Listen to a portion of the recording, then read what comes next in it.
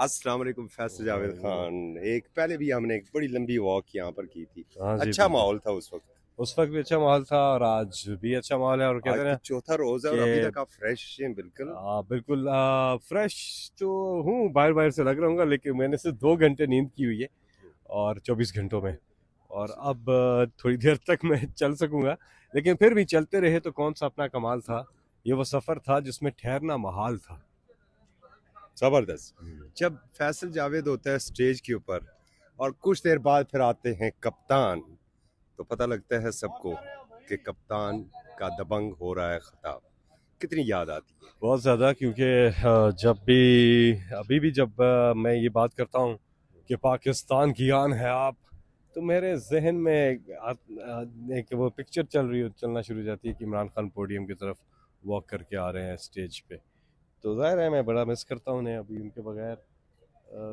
यहाँ पे सारे अभी बैठ भी रहे हैं, तो हम खान साहब की हर धरने में, हर जलसे में, हर मीटिंग में उनकी कमी महसूस होती है। कारकुनों को क्या कहेंगे इस वक्त? कारकुन भी बड़े जज्बाती हो रहे हैं। बस ये है कि दुआएं जारी रखें और अल्लाह का करम है कि इमरान खान खैरियत से, और अल्लाह हमें ये जो बताया गया और अल्लाह करे ऐसा ही हो और ऐसा ही होगा इंशाल्लाह। इमरान खान की सेहत के हवाले से हम बैठे हुए हैं और जब तक अभी आगे नहीं हो जाता, ये तुम्हारा धरना जारी रहेगा यहाँ पर पार्लियामेंट हाउस में। महमूद खान चकजई ने यही बोला है, तो अभी देखते हैं क्या फैसला करते हैं। एक इल्ज़ाम लगता था कि पीटीआई तशद्दुद पसंद जमात है। आज 4 रोज हो गए, डी चौक तो फिर भी बंद है और ना एक आंसू गैस का शेल फायर हुआ, जी, ना कोई देखिए लाठी चली। पीटीआई इमरान खान 30 साल हो जाएंगे अगले महीने हमारी पार्टी को।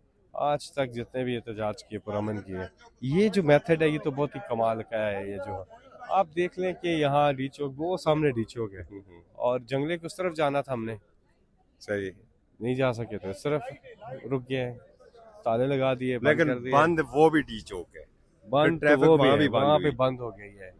एक ज़माना था जब इमरान खान की हुकूमत थी, तो उस वक़्त डी चौक में आते थे कांपे टांगी वाले सारे, तो यहाँ एहतजाज होते थे और सब कुछ होता था, किसी पे एक पर्चा भी नहीं काटा।